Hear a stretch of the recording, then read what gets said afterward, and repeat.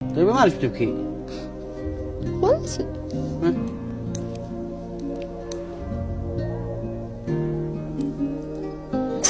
طب كمان انت يا ريت السادس. من بيش قاعدة؟ كل ما واخوش بدي ليش؟ لا. ما شي تقولي لي؟ ولا حاجة. لا عاد يشغلكم. ماشي. لكن اكيد انت بتحبي صح؟ ايوه بنحبه واخونا. لكن تتمني ايش؟ يجي يسكن معانا ويرجع بيتنا ولا نستعد منه حاجة.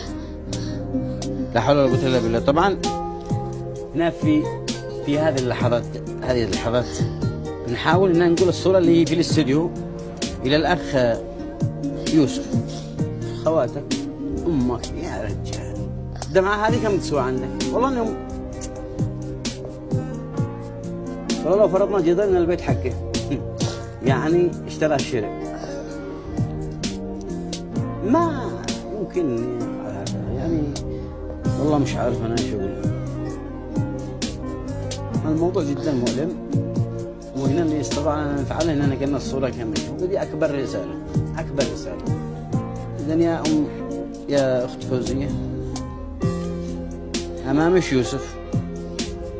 أمامي يوسف وأني أناشدكم. ذكري بايام ما كان صغير. ذكري بعض المواقف. أول حاجة أني أذكر كل جميع السلطة اللي قصرت لها عند بابهم يدقدقن على بابا ما عخلك باب وأني أدقدق الكبارين هلا كلهم الناس وأني يا ناس يقولوا مشكلة. حتى عبد الشيخ بشر اتصلت له وبكيت واتلجح بينه ويا خلق الله. كان زوجي الشيخ عبدو بشر. ايوه كان زوجي صديقه.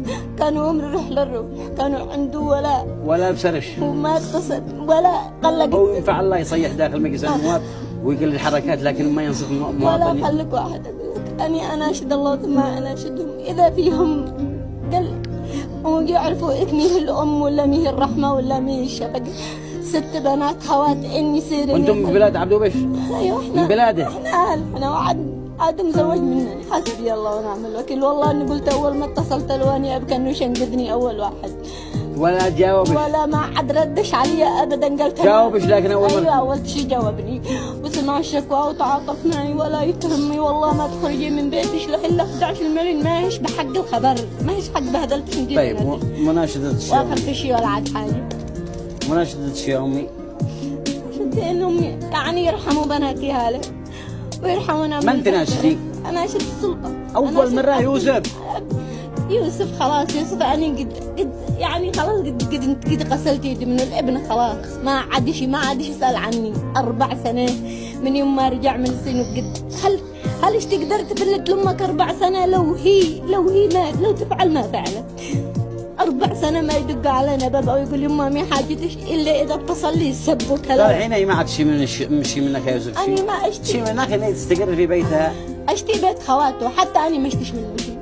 يعني لا يجي وقدرش ما يشتيش مني شيء. ماني في 60 داهية هذا البنات تقول أنا عيشة مرته ما تشتيهن. إذا يا أختي أعمامهن ما يشتوهن شخوات أبوهن داني يقول لهم يسمعوني لاش يسمعوني. كلهم بيت القاسطي منهم مسؤولين ومنهم معهم بيوت معهم ملايين. إذا وصلت رسالتك يا أخي قال لي لا أجا عنده أنا وبناتي خلاص قد ما نشتاق. خيرة الله خيرة الله. بس أنا أشد الدولة وعبد الملك الله يطول بعمره يعني. وهذا مكتب عبد الله الرزامي انما هم يتغاضوا عن مشكلتي هذه وانما هم يتركوها قد لهم سنه كاركه. قد مكتب عبد الله الرزامي خرج ليش ورقه؟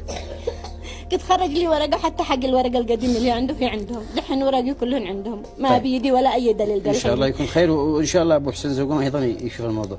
اذا فوزية علي الفقيه بصوت رسالتك وريماس ايضا صوت دمعاتك وكذلك لنا.